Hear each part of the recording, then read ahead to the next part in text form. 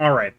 So we've got some data mining for hero and talent trees. I want to look at Fatebound a little bit, and we're going to look at the warrior class tree stuff here. But I'm going to go over this pretty quickly. I'm not going to talk about any of the classes I don't know shit about, because that just seems pointless. So I don't know anything about, honestly, most of these. Now calls forth 3 bursts of energy and back. Was a dark wave for it. So now I guess it's just there's just more wave. Now it's waves of soul instead of wave. Tooltip. Bestow Wordstone and Spatial Paradox can now be applied to non-players. I wonder if this is for like delve stuff with Bran. I don't really know why you would want to give Wormstone to NPC, but mages, of course, get the customary rework a billion patch notes. Mages can't be bad. They're not allowed to be bad. Don't know any of this shit. Too long, didn't read. Congratulations, or I'm sorry that happened to you. Monk. Now it's move speed, stacks with other abilities, provoke targets. Now get moved towards you at increased speed. This is always a fun talent and has some use. So I don't know if they lost this, but it's cool that they're getting this back. Let's see. Windwalker Monk. Flying Serpent King baseline is pretty cool. It's a great mobility spell. I don't know how much people use it for damage, but having it baseline instead of talented probably is going to feel very good. Their AoE was buffed a little bit.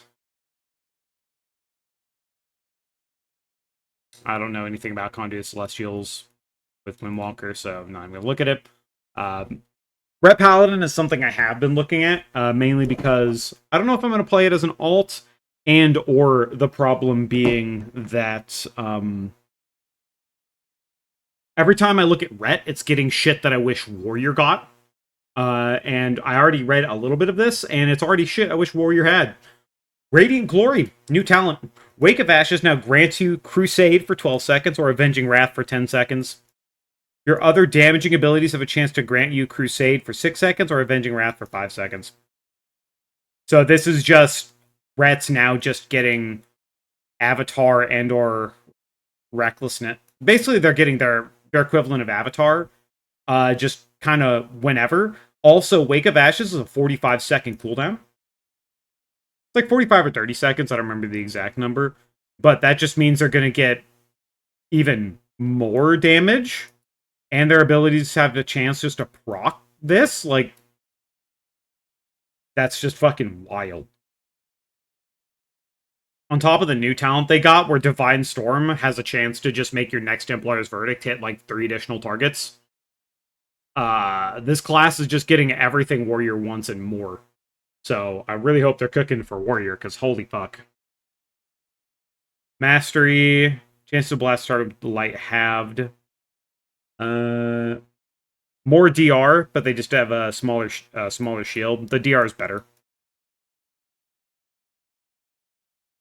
I don't know what this is. And Templar Strikes. Oh, so they buffed the... Basically, right now, everybody... This is the other part of Crusading Strikes, where it just turns your auto attack into Crusading Strikes. So they buffed the other variant of it, because literally nobody is taking it. Maybe people will take it, but once you play a class like Demon Hunter, or I guess now Ret Paladin, where your auto attacks are just doing stuff, you kind of can't go back from that. It'd probably feel really bad to go back from that, so... I wonder how bad they'd have to make that talent for people to actually want to take something like Templar Strikes instead. Nerf to Halo, I don't know why. I don't know shit about that. This is actually something I'm interested in Fatebound, mainly because I like playing Outlaw Rogue. So instead of reading through all of this, we're just going to look at this. Hand to Fate, flip a Fatebound coin each time a damaging finishing move consumes 5 or more combo points. Heads increase the damage of all your attacks by 5%, lasting until you flip Tails. Tails deals cosmic damage to target struck. Each effect is increased by 20% each time your Fatebound coin flip matches the same outcome as the last flip. So, you're just doing more damn. Let's see. Each increase by 0.5% each time your Fatebound coin is flipped the same face in a row. You have a chance equal to your critical strike to absorb 10% of any damage taken up to that. That thing has a chance to be crazy. I don't know if that means you're just has a 10% chance to negate like 40% damage of an attack, but that has potential. It's pretty RNG. Like this is very RNG, like fate bound, haha, RNG. But that has a chance to be pretty good. Mean streak, fate bound coins flipped by Envenom multiple times in a row are 33% more likely to match the same outcome as the latest flip. I wonder if I go onto the talent calculator for Outlaw Fatebound, it shows the other one. Yeah. We'll look at this one instead, because I'm mainly looking at Outlaw, because I don't really like the other specs. Fatebound coins flipped by Dispatch are 30% likely. Okay, so it's just buffing Hand of Fate. You cannot be slowed below 70% of normal movement speed, while your Fatebound coin flips have an active streak of at least 2 flips. That is pretty good for PvP. Grappling hook can be used a second. The grappling hook thing's also weird, where you might be able to grappling hook to like a target, kick them, and then grappling back to your main target. I mean, these are just decent PvP or mobility things, so I mean, those are fine.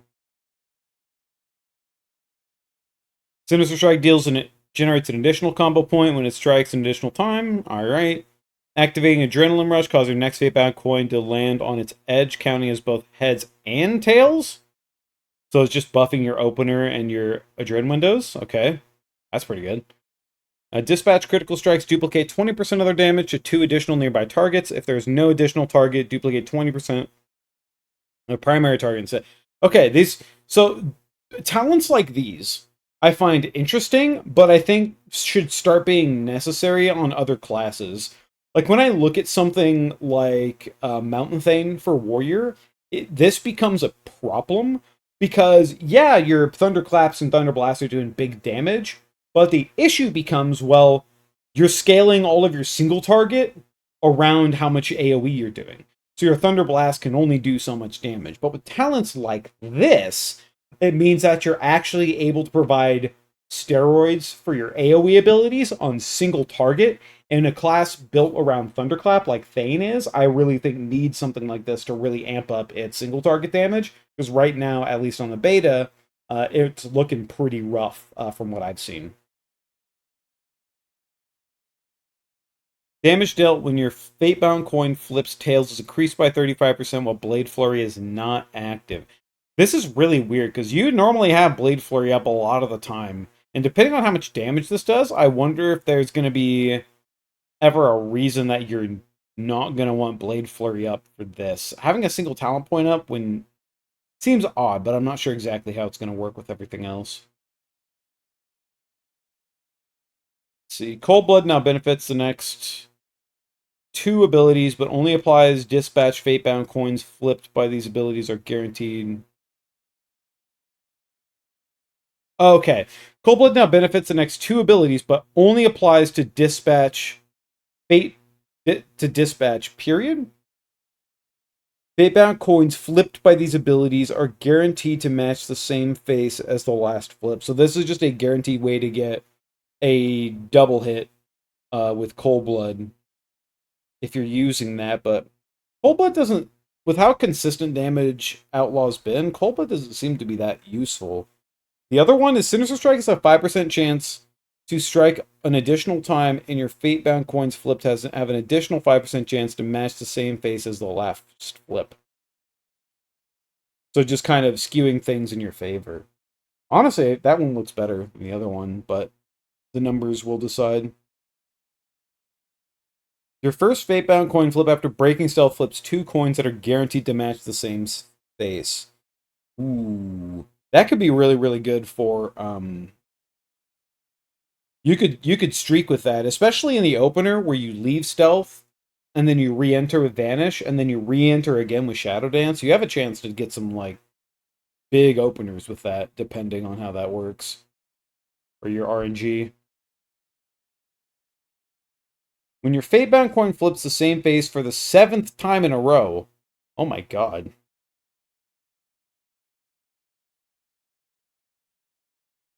Oh.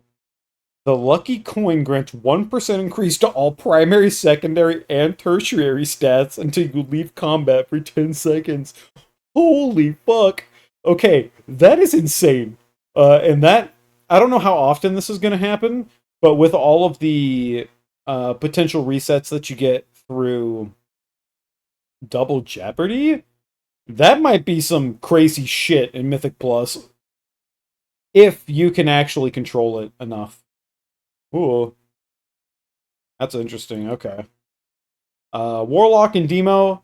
I saw some tweets already that saying why they keep reworking Demo's resource. Nothing is working. What the fuck is going on? I don't know shit about Warlock. I haven't played it in quite a long time, so I'm not even going to look at it. All right. Let's get to the warrior changes here. This is the juice. This is what we want. So this is the base tree. Slam damage reduced by 32%. Blade Storm damage increased by 70%. This is one of the things I've been talking about. Where one of the biggest problems, especially when you have the Blade Storm versus Ravager argument, is that Ravager lets you hit buttons while you're doing it and does decent damage, and Blade Storm's damage sucks. Like, and one of the reasons Blade Storm damage sucks is because of the Hurricane. Because Hurricane just gives you a 30% strength amp for the duration of it, right? Honestly, I'd rather have this buffed even more and just lob Hurricane into the fucking sand where it belongs. That way, Blade Storm, when you hit Blade Storm, you feel like you're hitting a real button. Because it's just, right now, it's just a buffer. Like, you roar, and then you Blade Storm to buff your roar. You don't even Blade Storm for Blade Storm damage. It's pretty pitiful.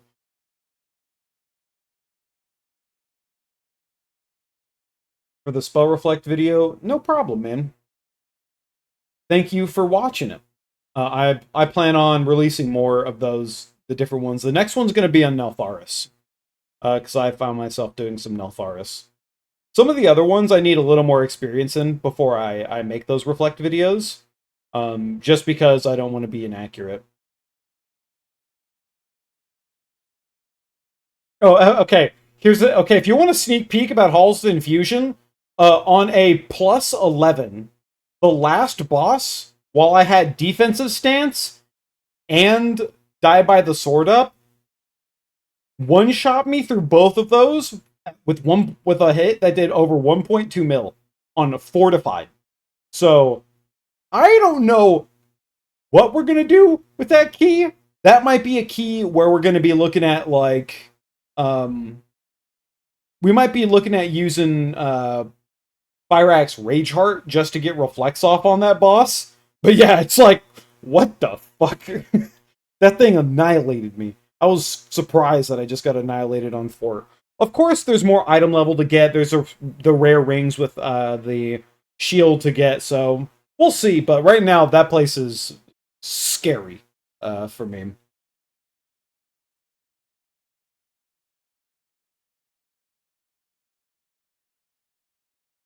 Yeah, so you have to eat the so one thing I haven't tested is if you can spell reflect early, you can get spell reflect DR on the burst and then reflect the channel. Because I don't think you can reflect the burst. But I have to check to make sure. Because you want to reflect the channel and not the burst. Because the channel does more damage. So we'll have to see. I need more testing on Halls of Infusion to do that.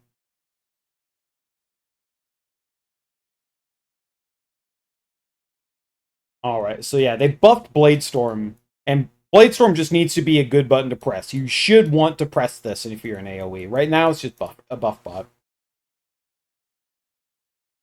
Crushing Force now triggers off Bloodthirst and deals 10% more damage and 5% more crit. Thank fucking God. So, what this talent is, and even in, I did like an hour and a half long fucking, or 3 hour long warrior talk on my channel. But this ability only was buffing Slam for both specs. Just fucking Slam. And Fury doesn't press Slam, so this talent point was just completely dead. But now, we have a new problem. One thing especially with Mountain Thane is when let's say we're building up for Mountain Thane, right? Right now, we have We can take this.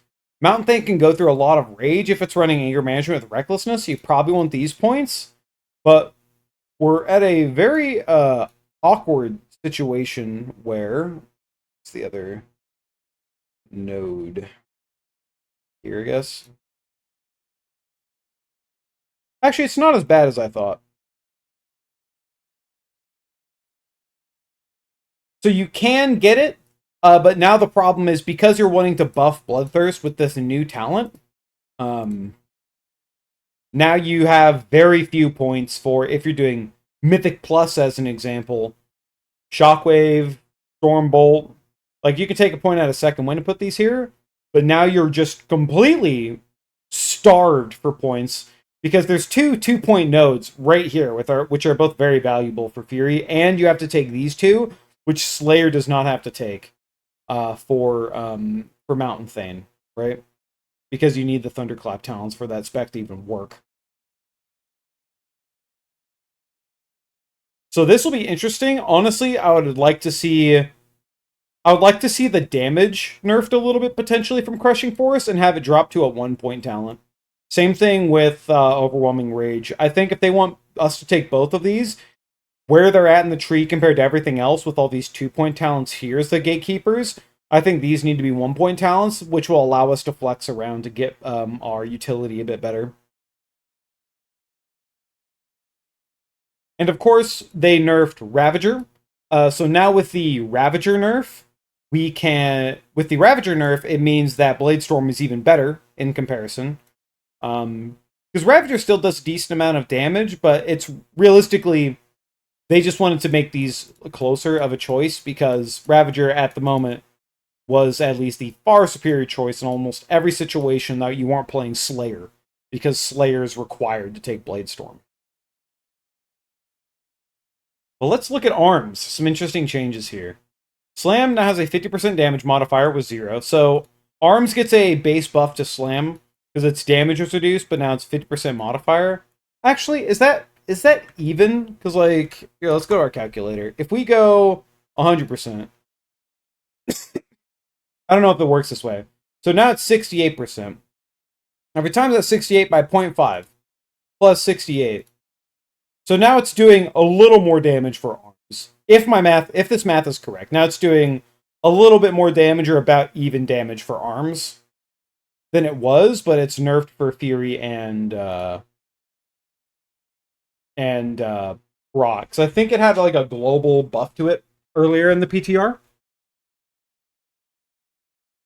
Battlelord no longer resets Cleave. Okay. But Cleave cooldown is now reduced to 3 seconds, which that one is really good. With our current talent calculator for arms, it's putting, like they put Tides of Blood into Skull Splitter, they're putting Reaping Swings into Cleave, which is going to mean you're going to be able to cleave every other global now, making Cleave a way more core part of your rotation without needing to take Reaping Strikes just to be able to hit Cleave over and over again.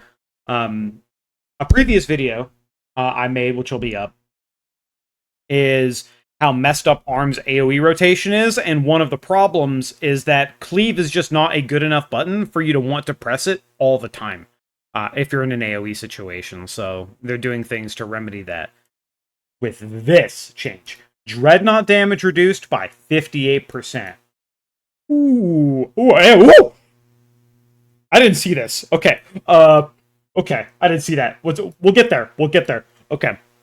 So, Dreadnought damage reduced by 58%. What this means is that now this talent is 50% worse. And on the War Within talent calculator, it actually has a choice node. No, Cleave will never be at 0. Technically, your Cleave can reset itself through this Exhilarating Blows talent. Through the Immortal Strike and Cleave have a 20% chance to instantly reset their own cooldown. But realistically, you're not going to want to do that in AoE situations because of this, with Martial Prowess. Whenever you overpower, which is your kind of like between rotation like builder, it increases your Cleave damage by 30% chance, stacked into 2 times. So with the Cleave buff, With the cleave cooldown reduction on top of the nerf to Dreadnought, now in AoE situations, you're not considering Dreadnought nearly as much as something you need to press, and now you're just going, you can just go overpower, cleave, and now that cleave's cooldown is reduced, you can do that, but with the change to how Tactician works, and how they've adjusted all the talents in these trees to make it so that you're not getting as many overpower procs by just hitting a button, because with your Tactician procs, you're just resetting the cooldown of overpower. Now you might go into situations where you're like, okay, I am out of overpowers, I don't have my cleave up, now I can hit a button like Whirlwind, but even if I have to hit a button like Whirlwind in my rotation, it can potentially give me back an overpower proc, which is what I want, or I can go overpower, cleave, Whirlwind, cleave, overpower, cleave. So it kind of gives you better options in your rotation. And with the Tactician reductions and the rage cost reductions going into the new expansion, we're going to be able to be like, okay, next I'm going to do this, and I'll do this. It makes it a little more tactical, which I'd like. These are really, really good changes. This one, however, is also crazy. So Fervor of Battle currently, when Cleaver so this is our War Within, but in the normal talent calculator, which is here, we don't want the War Within one. Oh, we're on the beta. My bad.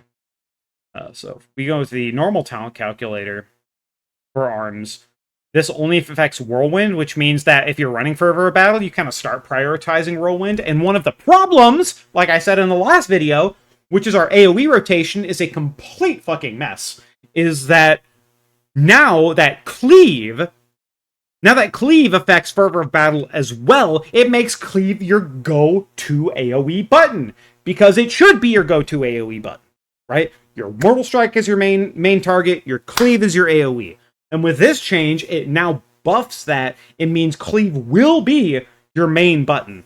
Because, thank fuck, because right now we're working in a very weird scenario where you have to have, like, a calculus degree in math, and do the math to decide, okay, at 5 targets with sweeping strikes, do I Whirlwind, Cleave, Overpower? Which one does more damage? Do I Whirlwind to get the damage buff with Slam, because I'm hitting 2 Slam targets, but is that more damage at 5 targets than Overpower Mortal Striking at 5 targets? I don't know. It's way too complicated for no goddamn reason. So now, with the Fervor Battle change, that is way, way better for arms. Because now Cleave is just, they're buffing it and they're making you your go-to button.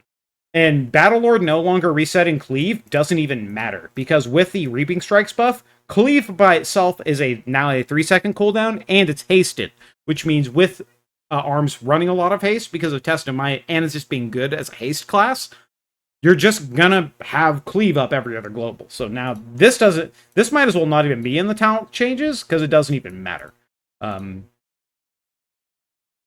But here's all... Ooh, okay, Sword of Storms now triggers off Cleave as well. And...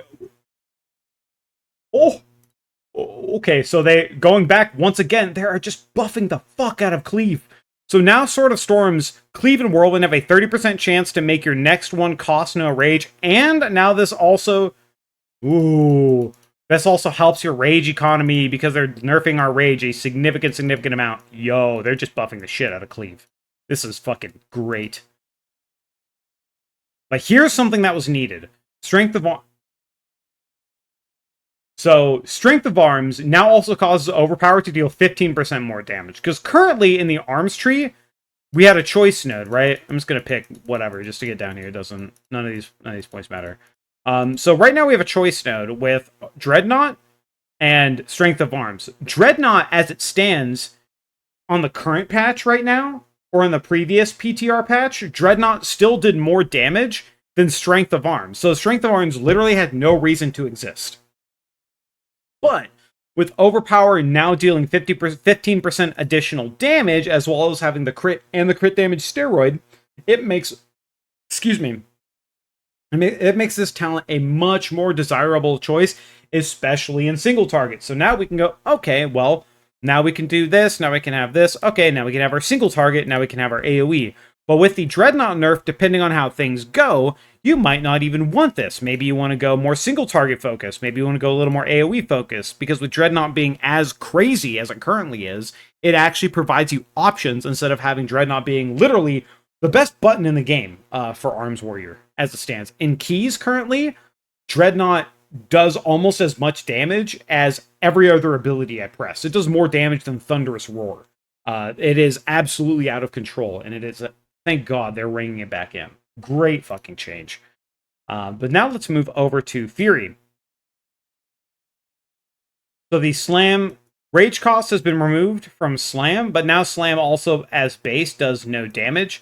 This is something that's probably more for if you want to level this Fury. It just gives you another button to press before you get like your Rampage to cast. That idea I got from Archimetros. He was talking about it in the Skyhold Discord, and he's like, you know what? They probably did this to make like leveling not as terrible for Fury. And I'm like, you know what? That makes sense. I mean, late game, we're not pressing this button anyway. But as something to help early game and not even affect late game, totally fine. Good change. Who cares?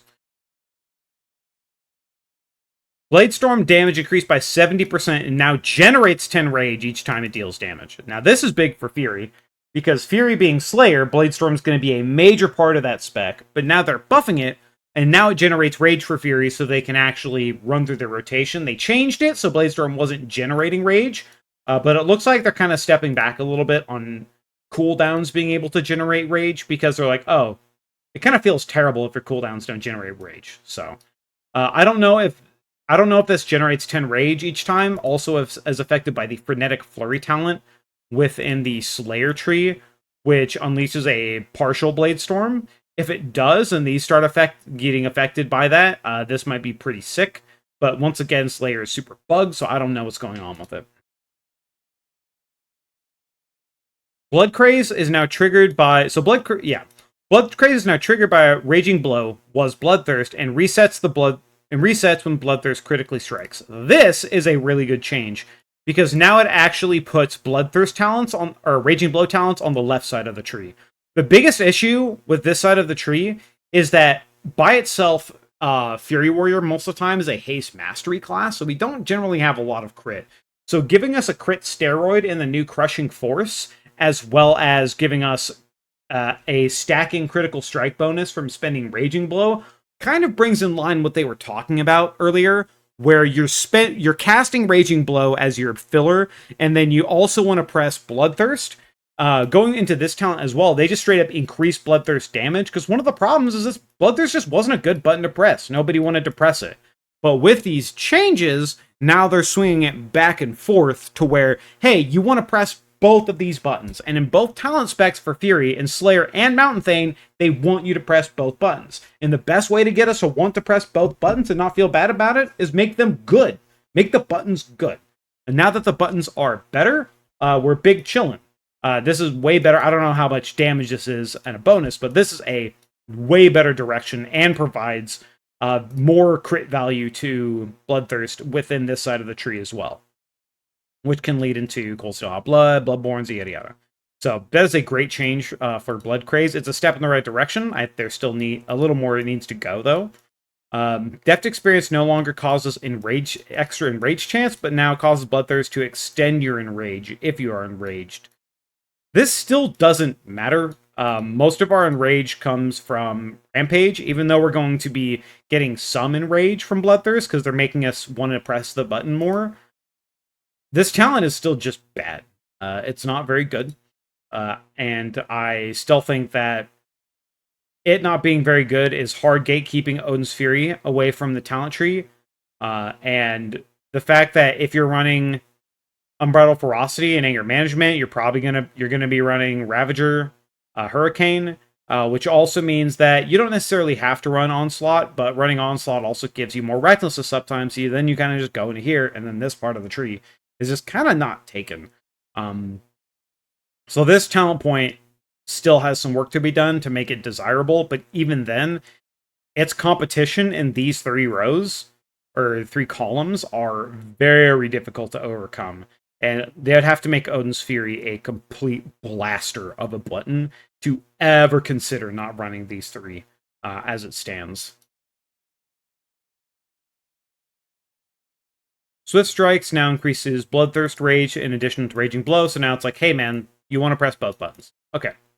These are very, very good changes, and I am... And now we can go into these notes. So they've been listening to us, they've been providing feedback, they've been slowly updating us.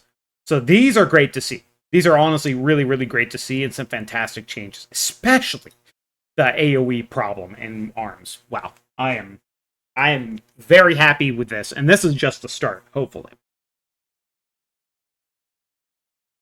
But going into these on the update that they provided,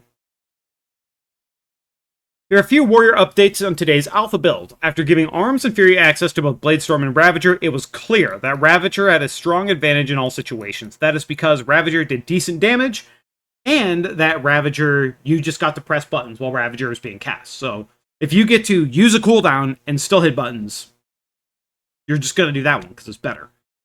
We'd like Bladestorm to be a strong pick for burst AoE, so we're buffing its damage significantly and reducing Ravager's damage slightly. This should help make the choice between the abilities more meaningful and let each shine in different situations. This is a good direction to go. Bladestorm, I don't know how much of a buff it's getting. It said 70%, but we'll have to see the actual damage difference between running them. It's also good to note that Ravager lasts 12 seconds, so it just lasts a lot longer. So I'm very curious to see on the damage difference between them. This is a good step in the right direction. Arms. We've heard the feedback that Arms AoE rotation lacks definition. Oh, it's a mess. So we're going to make adjustments to Cleave to make it the centerpiece of Arms AoE rotation and more within. Thank fucking God. We think this will give a unique feel to Arms AoE rotation while bringing a classic iconic warrior ability back to the limelight. We want Overpower to be an important part of Arms AoE rotation as well, but Dreadnought was simply too strong in all situations. It just was. It was one of the best buttons you could press. Bar none. Just the best button you could press. We're reducing the damage from Dreadnought and buffing strength of arms to put the choice between these talents on an equal footing. This is not intended to be an overall reduction in arms AoE damage. We just simply felt we'd rather keep arms damage coming from their direct damaging abilities hitting harder and the subsequent bleeds, and that will be reflecting the ongoing tuning of arms overall. This is something that we really needed, because in the last post they talked about Warrior. They're like, yeah, we're pretty happy with stuff. But that was probably not from someone directly working on it or giving feedback. They kind of said that for all of them to keep a positive tone. But this, having them actually give us direct feedback about some of our concerns with the specs, is super good. And the fact that they're moving things away from Overpower and away from Dreadnought and actually into our abilities and into bleeds and all that stuff, mwah, thank you. That is fantastic. Moving on to Fury, we've also heard the feedback that Bloodthirst is not an exciting ability to use and that it felt disconnected from the rest of the Fury kit. That is very true, and it also feels very weird. Bloodthirst has been, since vanilla, one of Fury's primo abilities, right? It has been the primo ability. You get Bloodthirst as your capstone talent in Classic, and then you've had it forever. In TBC, they added Rampage, and it was just a crit buff. It wasn't even an ability. So, them make Bloodthirst great again is definitely the way to go. To address this, we're giving Bloodthirst a significant damage boost, as well as adjusting several talents to affect Bloodthirst they did not previously, and adding new functionality with Deft Experience, causing Bloodthirst to extend your current enrage, and channeling Blood Craze into introducing a new interaction between Raging Blow and Bloodthirst. Our goal is to continue to extend Bloodthirst's interaction and enrage in new ways, as well as contribute to Fury's overall damage and survivability. That is great. As long as the buttons are good to press, we'll press them. But making all of the buffs to Raging Blow and then not having anything for Bloodthirst just felt really, really awkward and weird.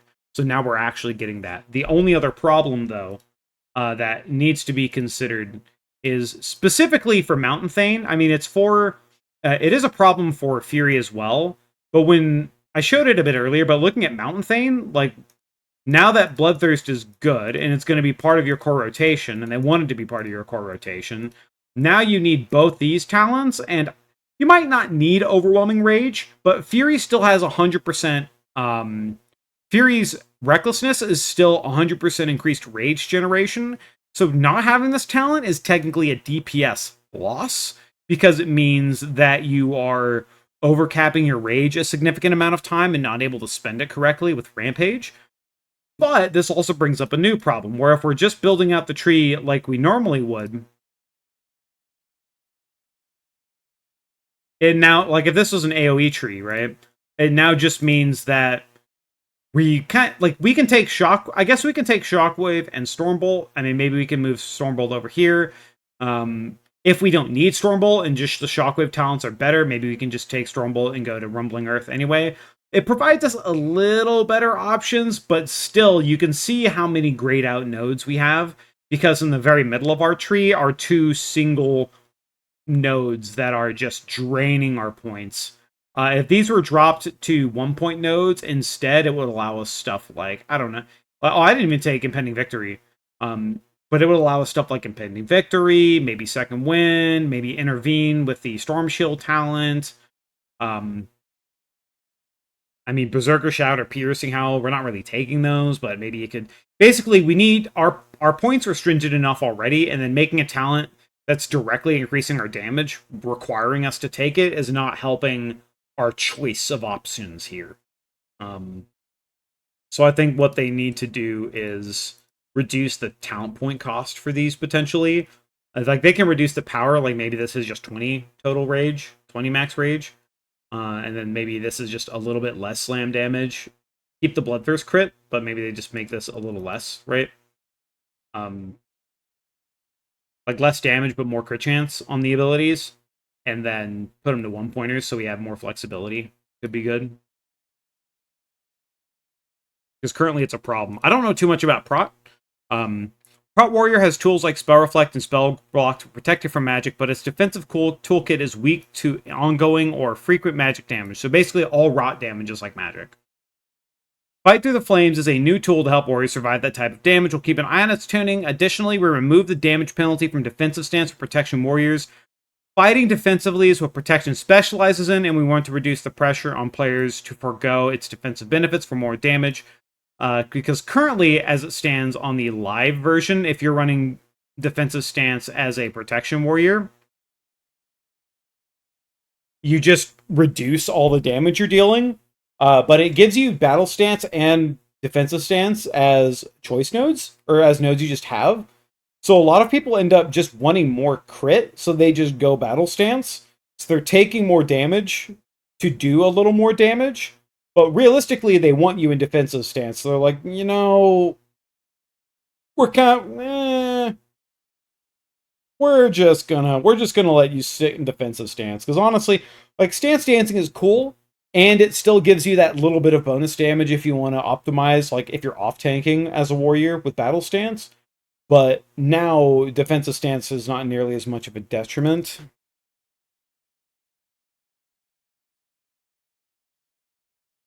What's that talent they mentioned?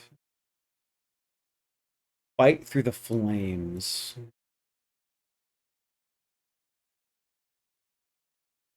Defensive stance reduces magic damage you take by 5%. That's just a good talent. Because Warrior's big problem is rot damage and magic damage. Like, we can spell reflect stuff, but most of the time just rotting out to magic sucks. So that's just a little help to that. But these are pretty good changes overall. I even did a quick glance at these changes before I even started recording this, and I didn't even see the fervor change. That is so good.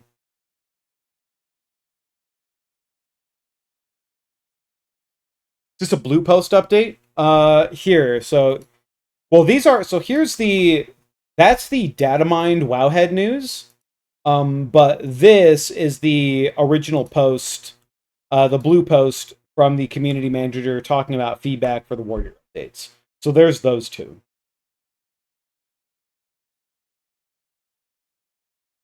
Because this is the same post, it was just on Wowhead instead. But these changes are really good. And this makes me way more hopeful and that they actually have a direction and an idea. Because right now, a lot of stuff just felt like a complete mess with Warrior, and this is feeling way, way better. They're still not done, and they said they're still iterating, so good, good, good.